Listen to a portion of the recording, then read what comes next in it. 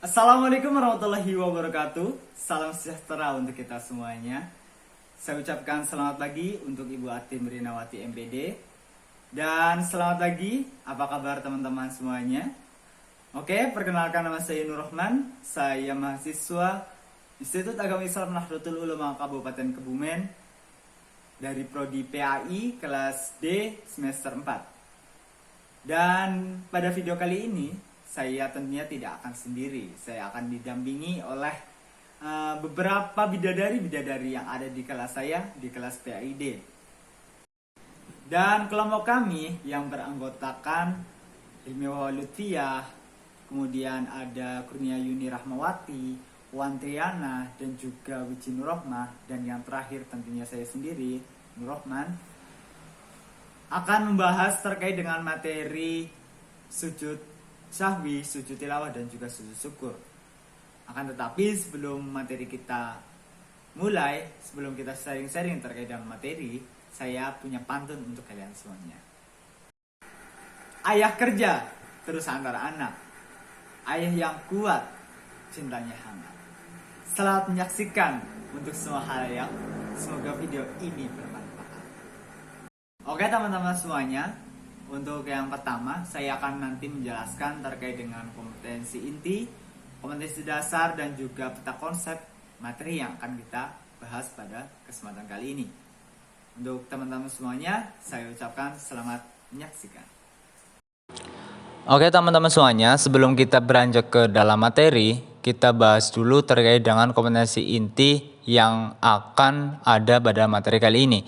Untuk yang pertama yaitu menghargai dan menghayati ajaran agama yang dianutnya. Kemudian untuk yang kedua yaitu menunjukkan perilaku jujur, disiplin, tanggung jawab, peduli atau toleran gotong royong, santun, percaya diri dalam berinteraksi secara efektif dengan lingkungan sosial dan alam dalam jangkauan pergaulan dan keberadaannya.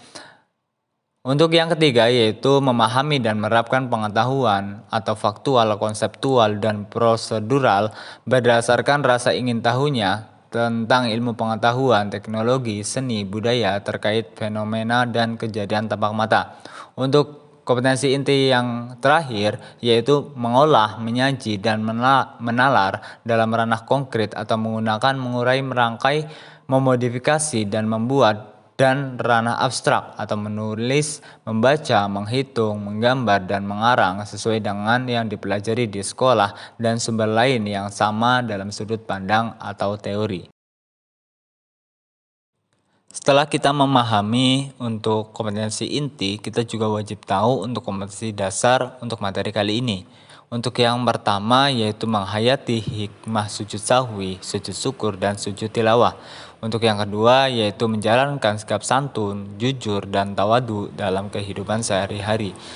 Berlanjut ke yang ketiga yaitu menerapkan tata cara sujud sahwi, sujud tilawah, dan sujud syukur. Sedangkan yang terakhir yaitu mempraktikkan tata cara sujud sahwi, sujud tilawah, dan juga sujud syukur. Setelah tadi dijelaskan terkait dengan KI dan juga KD pada materi kali ini, nanti juga dari kelompok saya akan menjelaskan terkait dengan beberapa poin yang ada di peta konsep yang dapat kalian lihat.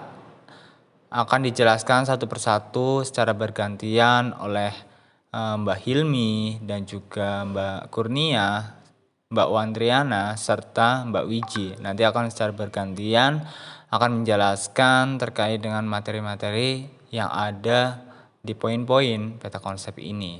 Kepada rekan Nita Hilmi, saya persilahkan untuk yang pertama. Ya, terima kasih. Sebelumnya, Assalamualaikum warahmatullahi wabarakatuh. Perkenalkan, nama saya Hilmi Lutfiyah. Kali ini kita akan mengenal materi yang telah disinggung oleh Mas Nur Rahman di dalam KI, KD, dan peta konsep. Kali ini kita akan memahami 3 sujud, yaitu sujud syahwi, sujud syukur, dan sujud tilawah. Yang pertama, kita akan mempelajari sujud syahwi. Dari pengertiannya, sebab-sebabnya, tata cara pelaksanaannya, dan juga hikmah dari sujud syahwi. Mari kita langsung ke pembahasan. Ya, baiklah, mari kita langsung ke pembahasan. Yang pertama yaitu pengertian sujud sahwi. Secara bahasa, arti kata sahwi berasal dari kata saha yashu sahwan, yang berarti lupa atau lalai. Jadi, sujud sahwi merupakan dua sujud yang dilakukan karena seseorang meninggalkan sunnah abad, seperti kekurangan atau kelebihan jumlah rakaat ataupun karena ragu-ragu jumlah rakaat dalam sholat yang dikerjakan. Sunnah abad dalam sholat meliputi 1. Kunut, 2. Tasyahud awal, 3. Sholawat pada Nabi saat tahiyat, 4. Sholawat pada keluarga Nabi saat tahiyat akhir, yang kelima, duduk tasyahud awal. Jadi, ketika kita meninggalkan salah satu dari beberapa macam sunnah abad, maka kita disunahkan untuk melaksanakan sujud sahwi. Nah, bagaimana sih hukum sujud sahwi? Yaitu sunnah, bukan wajib. Jadi, tidak perlu merasa risau ketika sholat terdapat keraguan dan tanpa melaksanakan sujud sahwi. Bacaan sujud sahwi yaitu Subhana man la yanamu wa la yashu. Ya, lanjut, yaitu sebab-sebab sujud sahwi. Yang pertama yaitu meninggalkan sunnah abad. Yang kedua, ragu-ragu dalam hal meninggalkan sunnah abad. Yang ketiga, mengerjakan sesuatu yang membatalkan jika dikerjakan dengan sengaja dan tidak membatalkan jika lupa, seperti menambah rukun sholat. Yang keempat, memindahkan rukun kauli ucapan kepada yang bukan tempatnya, misal membaca Al-Fatihah ketika ruku. Yang kelima, jika seseorang ragu jumlah rakaat, apakah baru 3 atau sudah 4 rakaat, maka yang ditetapkan adalah yang lebih sedikit. Kemudian menambahkan 1 rakaat lagi dan sujud sahwi sebelum salam. Selanjutnya yaitu tata cara sujud sahwi. Ada 2, sujud sahwi yang dilakukan sebelum salam dan sujud sahwi yang dilakukan setelah salam. Yang pertama yaitu sujud sahwi yang dilakukan sebelum salam, yaitu ketika kita lupa mengerjakan sunnah abad dan teringat sebelum salam, yang mana kita merasa ragu terhadap hitungan jumlah rakaat salat yang sedang dikerjakan dan tidak yakin mengenai hitungan jumlah rakaat.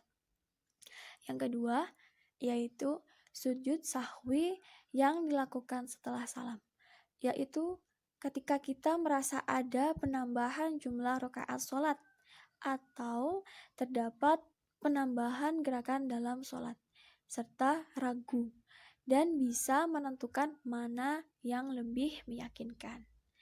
Selanjutnya yaitu hikmah sujud sahwi. 1. Menjauhkan diri dari sikap sombong dan takabur. 2. Menumbuhkan sikap rendah diri hadapan Allah Subhanahu wa taala. 3. Menumbuhkan kesadaran akan kelemahan kita sebagai hamba sekaligus kesadaran akan keagungan Allah yang Maha Kuasa. Yang keempat yaitu menyadarkan bahwa manusia adalah yang sering salah dan lupa, sehingga kita harus banyak memohon ampunan kepada Allah Subhanahu wa taala. Ya, mungkin itu yang dapat saya sampaikan. Selanjutnya akan diteruskan oleh Mbak Kurnia. Dari saya cukup sekian. Wassalamualaikum warahmatullahi wabarakatuh. Assalamualaikum warahmatullahi wabarakatuh. Perkenalkan, saya Kurnia Yuni Rahmawati dari Prodi PAI semester 4 akan menjelaskan sedikit tentang pengertian, sebab, rukun, dan syarat-syarat sujud syukur. Baiklah teman-teman, di sini saya akan menjelaskan tentang pengertian, sebab-sebab, syarat, dan rukun sujud syukur. Yang pertama yaitu tentang pengertian sujud syukur. Sudah menjadi kewajiban bagi kita untuk selalu bersyukur atas nikmat yang diberikan oleh Allah Subhanahu wa taala dengan membaca hamdalah dan menggunakan nikmat itu untuk kebaikan. Di dalam hidup kita juga tidak pernah terlepas dari nikmat Allah Subhanahu wa taala. Misalnya udara yang kita hirup, makanan dan minuman yang setiap hari kita konsumsi, tempat tinggal dan lain sebagainya.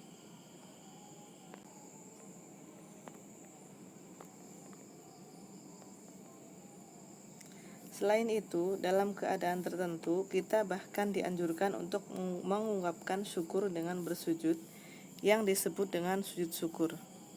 Jadi, sujud syukur adalah sujud yang dilakukan karena mendapat nikmat atau karena terhindar dari bahaya atau musibah. Bacaan sujud syukur yaitu Bismillahirrahmanirrahim. Sajada wajhi lilladzi khalaqahu wa saqahu sam'ahu wa basarahu bihaulihi wa quwwatihi fatabarakallahu ahsanul khaliqin, yang artinya wajahku bersujud kepada Allah zat yang menciptakannya, yang membukakan pendengarannya dengan daya dan kekuatan. Maha mulia Allah sebaik-baik zat yang maha mencipta. Selanjutnya yaitu tentang sebab-sebab sujud syukur. Ada 3 hal yang menjadi sebab-sebab kita melakukan sujud syukur. Yang pertama yaitu karena mendapatkan nikmat dan karunia dari Allah. Misalnya ketika ada seorang anak yang lahir. Yang kedua yaitu ketika mendapatkan kabar gembira atau berita yang menyenangkan. Misalnya ketika menang perlombaan, lulus ujian, atau ketika naik jabatan. Yang ketiga yaitu ketika kita terhindar atau selamat dari bahaya musibah yang akan menimpa. Misalnya ketika kita sedang menyapu halaman di bawah pohon kelapa, tiba-tiba kelapa itu jatuh tepat di samping kita, tidak mengenai kita. Nah, itu kita dianjurkan untuk sujud syukur karena buah kelapa itu jatuh tidak mengenai badan kita.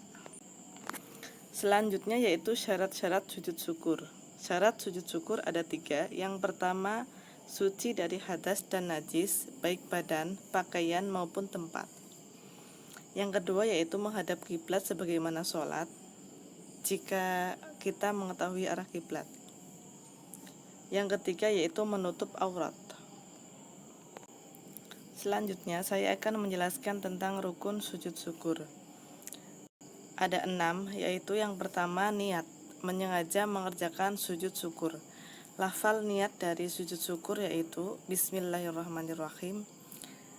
Nawaitu sujuda syukri sunnatan lillahi ta'ala. Yang kedua yaitu takbiratul ihram dengan membaca Allahu Akbar.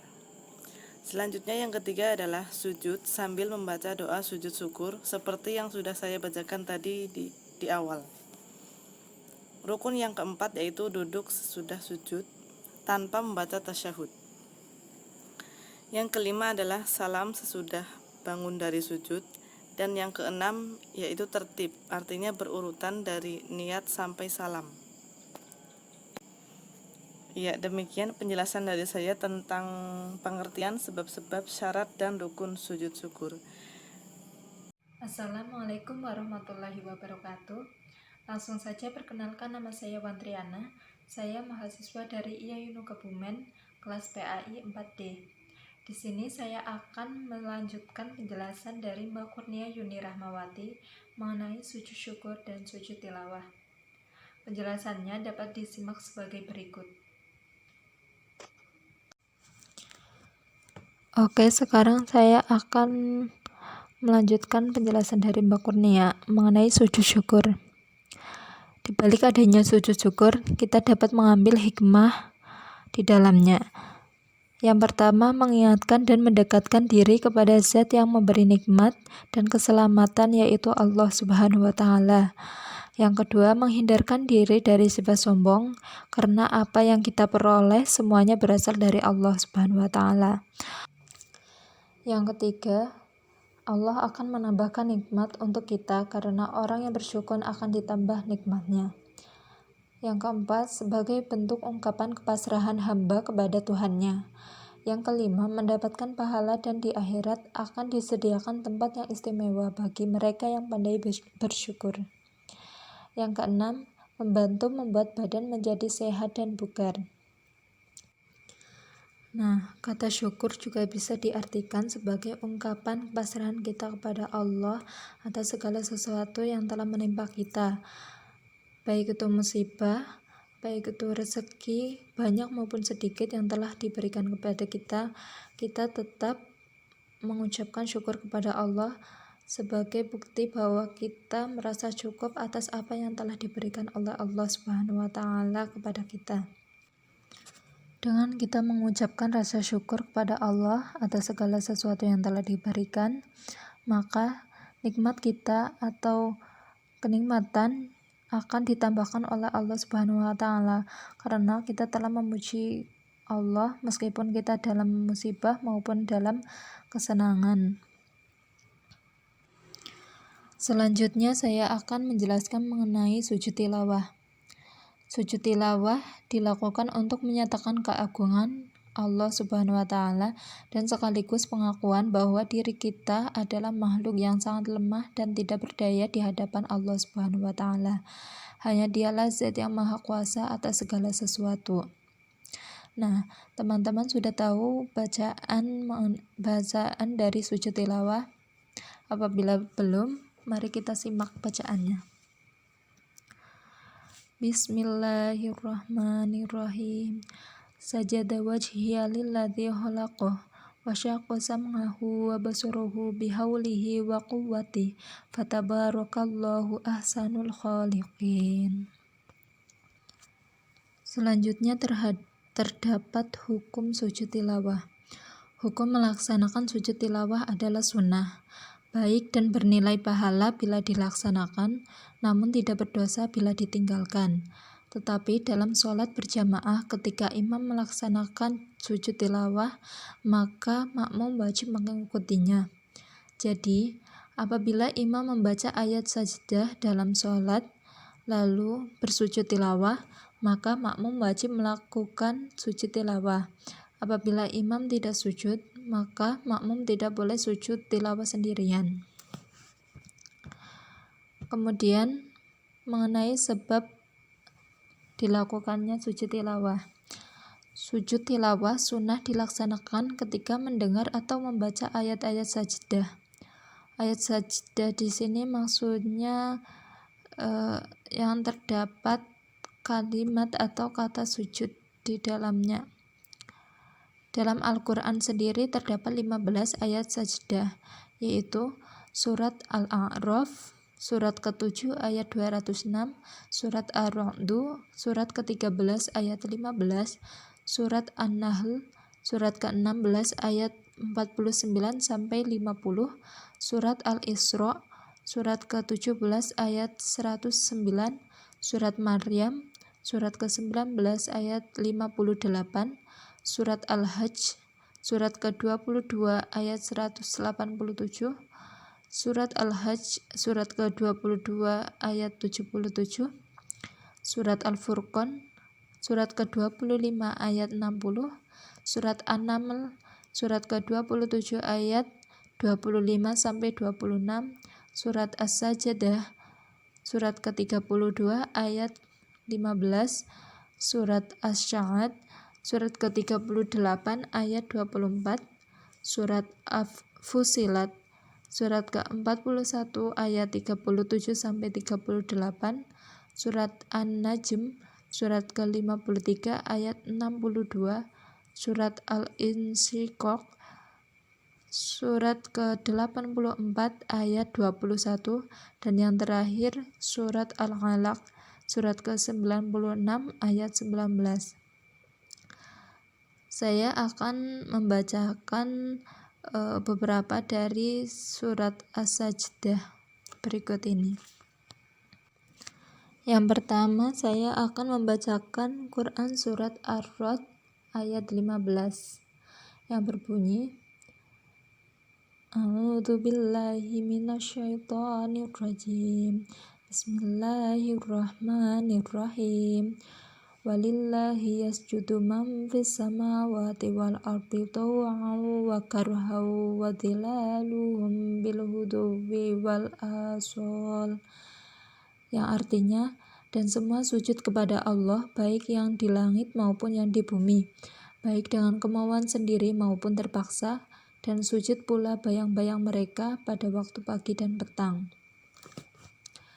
Pada ayat selanjutnya yaitu Quran Surat Al-A'raf ayat 206 yang berbunyi, Bismillahirrahmanirrahim. Innal ladzina 'inda rabbika la yastakbiruna 'an ibadatihi wa yusabbihunahu wa lahu yasjudun. Yang artinya, sesungguhnya orang-orang yang ada di sisi Tuhanmu tidak merasa enggan untuk menyembah Allah dan mereka menyucikannya dan hanya kepadanya mereka bersujud. Nah, ayat sajdah di sini dalam surat ini yaitu terdapat kata yasjudun pada akhir ayat yang artinya mereka bersujud.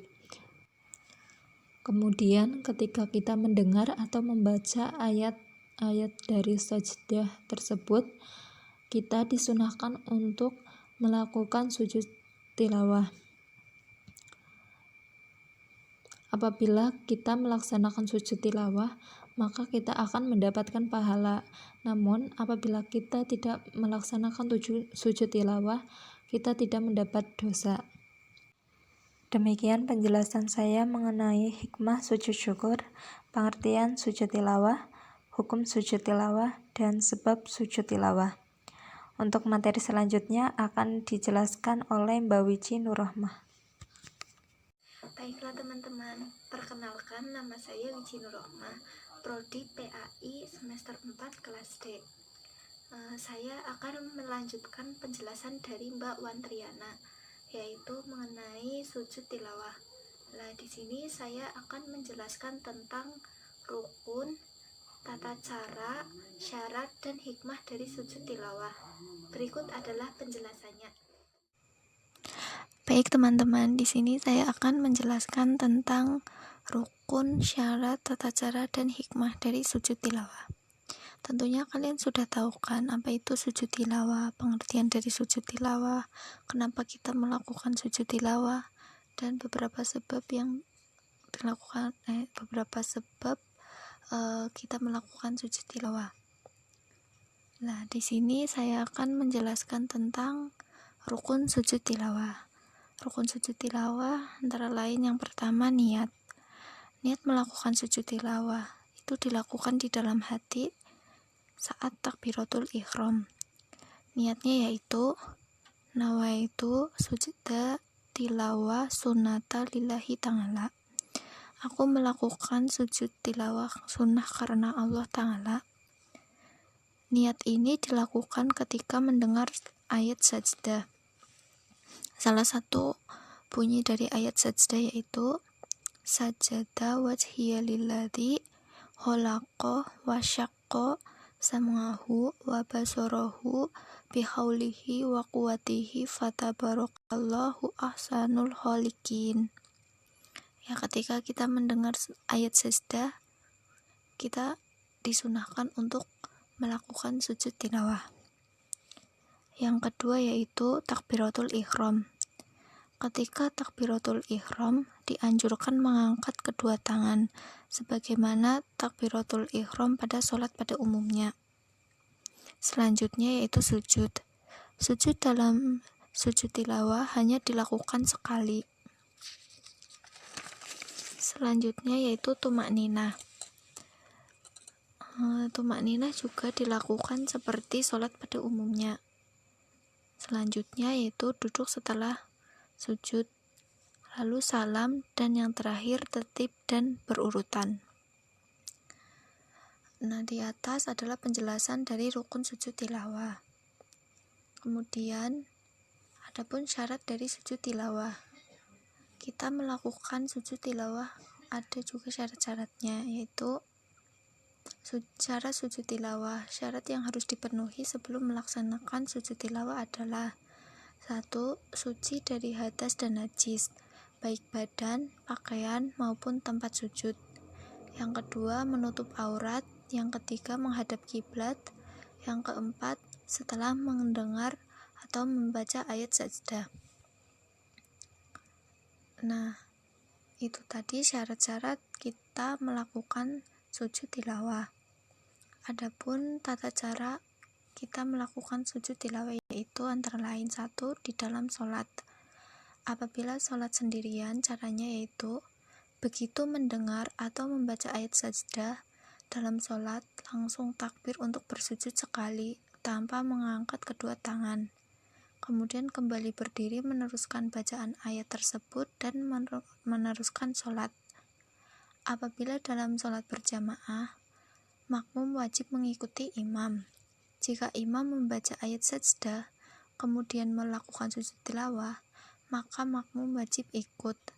Tetapi apabila imam tidak sujud, maka makmum pun tidak boleh sujud. Yang kedua, di luar sholat. Begitu selesai membaca ayat atau mendengar ayat sajdah, maka langsung menghadap kiblat dan niat melakukan sujud tilawah. Bertakbir seperti takbiratul ihram. Kemudian langsung sujud dan membaca doa. Setelah itu bertakbir untuk duduk, kemudian salam. Dari penjelasan-penjelasan di atas mengenai sujud tilawah, ada beberapa hikmah yang dapat kita ambil dari sujud tilawah. Yang pertama, kita dihindarkan dari godaan setan. Yang kedua, lebih menghayati bacaan dan kandungan Al-Quran yang dibaca atau didengar. Yang ketiga, mendekatkan diri kepada Allah, Zat yang Maha Pencipta. Yang keempat, menghindarkan diri dari sikap sombong dan angkuh pada sesama. Yang kelima, menumbuhkan kesadaran akan kebesaran Allah Subhanahu wa Ta'ala. Dan yang terakhir, membuktikan ketaatan kita kepada Allah Subhanahu wa Ta'ala. Sekian penjelasan dari saya. Apabila ada kurang lebihnya, saya mohon maaf. Wassalamualaikum warahmatullahi wabarakatuh. Terima kasih kami sampaikan kepada teman-teman yang telah menyaksikan video kami dari awal sampai akhir. Saya mewakili dari kelompok 4 juga mohon maaf apabila dalam penyampaian materi yang telah kami sampaikan terdapat kekeliruan dan juga kesalahan.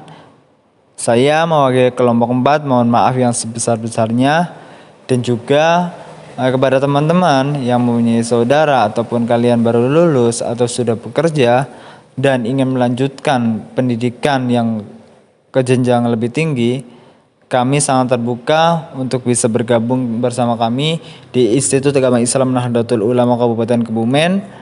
Mari bersama-sama kita raih dunia dan juga akhirat bersama-sama di dalam satu kampus, yaitu di IAINU Kebumen.